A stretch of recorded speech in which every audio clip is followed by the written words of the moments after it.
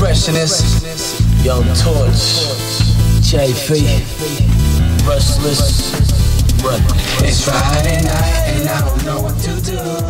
Figuring out what I'm gonna get into. I hope that it's you. Ooh, baby, it's you.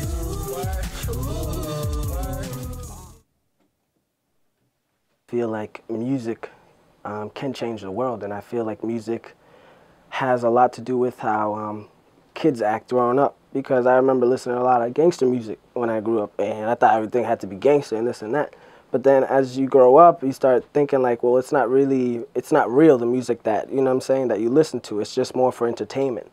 And I feel like if kids growing up listen to more inspirational music and more like happy music, I feel like that can change or have an impact in their lives as well, you know. What is the name of it? Is it Ivy?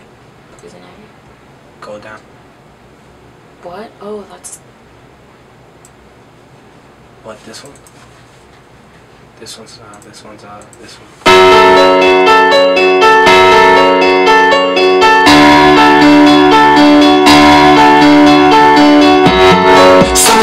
help me. I think I lost my way. Like our music has a lot of messages. I feel like, honestly, I just want to, you know, inspire people, motivate them, you know. And I just want my music or our music to, like, you know, touch people's lives in a way. I feel like for me it all started at a young age. I feel like around 8 or 9. Me and my cousins and my brother used to record on a boombox with a tape. And I don't know, we just had a lot of fun doing it, you know. And I feel like ever since, you know, we started doing that, I felt like, you know, this is what I wanted to do. I wanted to make music. I think I lost my mind. Feels like I'm lost in space. I see no one inside. Don't recognize my face.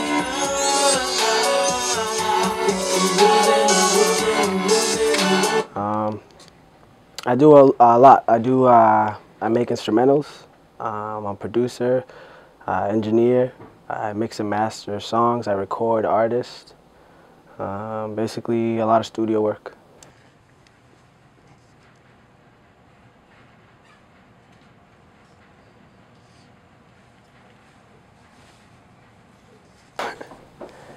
I don't remember the name of the song, but I remember it was like an R&B rap type song for some girls that we were talking to or whatever, and they wanted me to sing, so I was the singer on the track, and my cousin and my brother were rapping on it. And I don't know, I just remember re-recording it a lot, you know, because on a tape you can't really like press stop and just punch in. You have to like re-record the whole thing. So I remember doing that a lot. It was a lot of fun.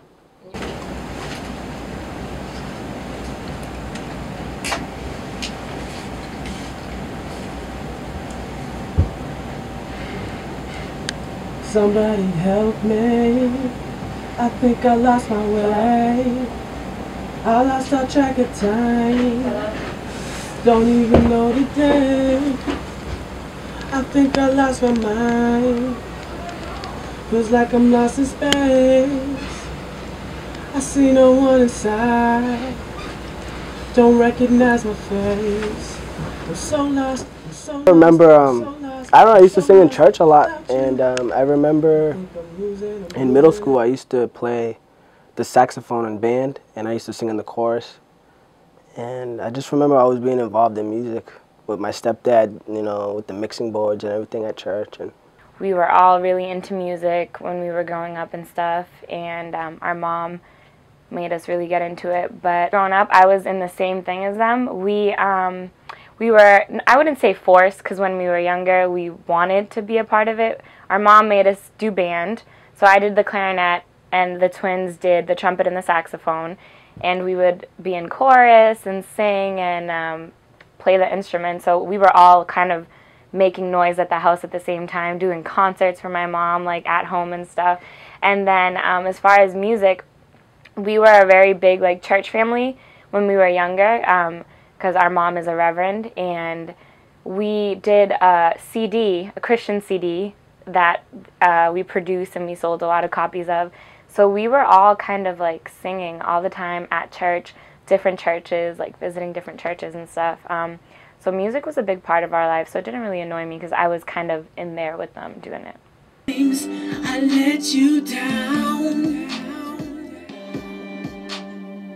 and when I look for you, you're always around. From time to time, and I know some things I do, Lord, just ain't right, but Lord, I give to you my whole life. Like, my sister is a big influence. She's a big motivation in my life. She motivates me because I show her, sometimes I show her beats, or, you know, I show her recordings that I do, and she just gives me the realest answers, like, you know, maybe you should change this or do this. I don't really like that. And as a viewer, you know, my sister seeing it as a viewer, I respect that because I feel like, you know, if somebody's going to put me down or say anything or critique my music, I'd rather it be my family. So when I throw it out there, nobody gives me that feedback. I get good feedback from it, you know? Well, recently, my sister told me a quote. I was going through a lot of things in my life, and I remember talking to her, and she told me, she's like, you know, every day when you wake up, just tell yourself, I'm going to be great today, you know? And ever since she told me that, I'm like, yeah, you know, you're right. So every time I wake up now, I'm always in a positive state of mind, you know, like even if I'm sick or I'm going through whatever, I wake up, you know, I say, I'm going to be great today. And I try and do something great, you know what I'm saying?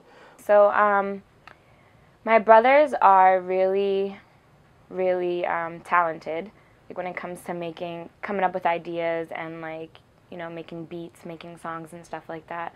So I make sure to tell them to just like not stop. Whatever little, you know, encouragement I can give them, I give. Don't stop. Just people critique your work. People may say that they don't like it, but it's just one person. Like what they say isn't going to affect everyone else. So to pursue your music. Depending on where the money's at. But you said one particular state. I said LA. LA? Yeah. Why? Are you interviewing me now? I might go to Cali.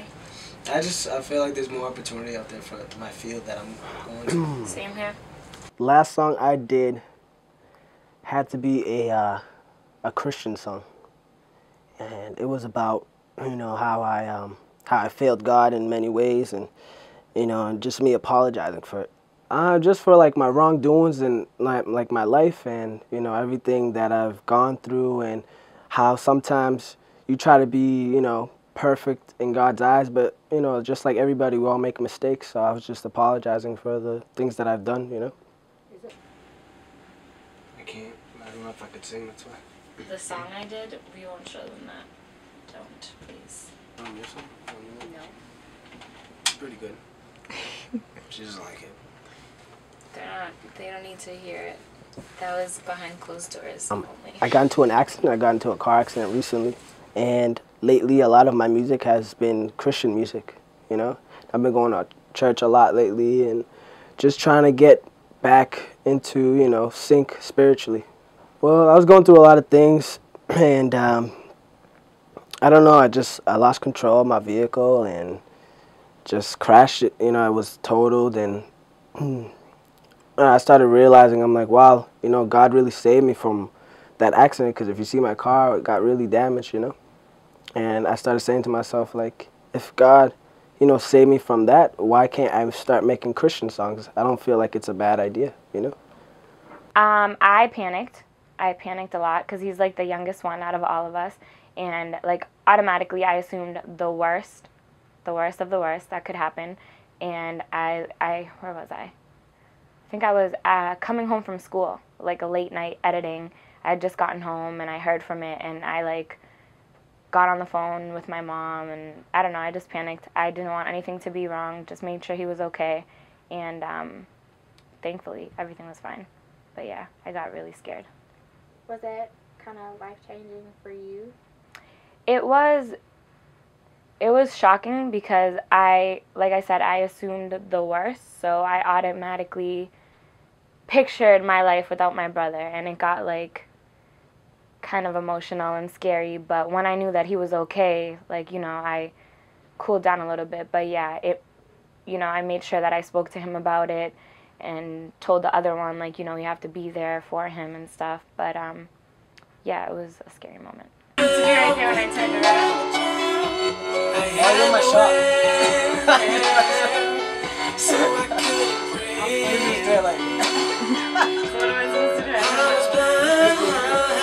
I show him your song. But now I see I'm so lost, I'm so lost, I'm so lost, I'm so lost without you, without you, without you. I think that it was not, I don't want to say a reality check, but kind of, because I think that it showed him that, you know, life is crazy. Like, you don't know what's going to happen from one day to the other, and it's made him like change his views as a person. He's been more open. Like he said, he started going to church a little bit more, and he's just been more passive with stuff, gets less angry, and shows any type of emotion that he has to show through his music, which is a good outlet to use. So I do feel that he's, you know, matured ever since the accident, but he learned his lesson, and he'll drive really slow from now on.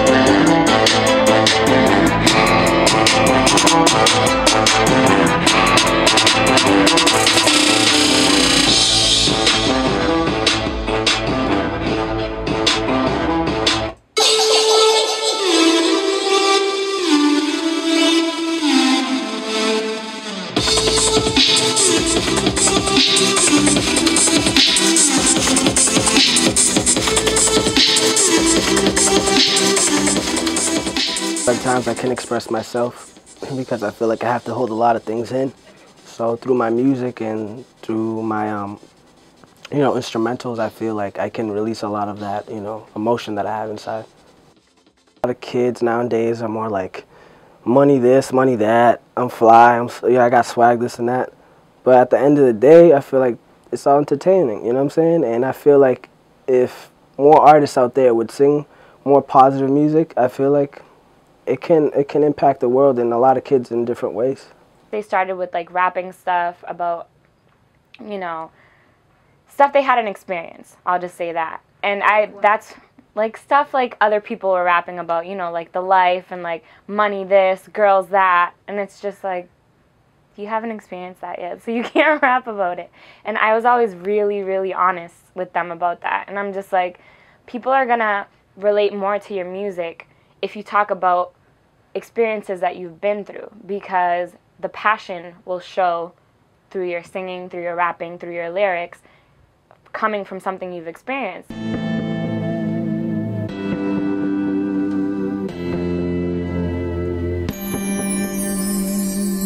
Ever since the beginning, we've been failing you. You say the end is near, we keep ignoring you.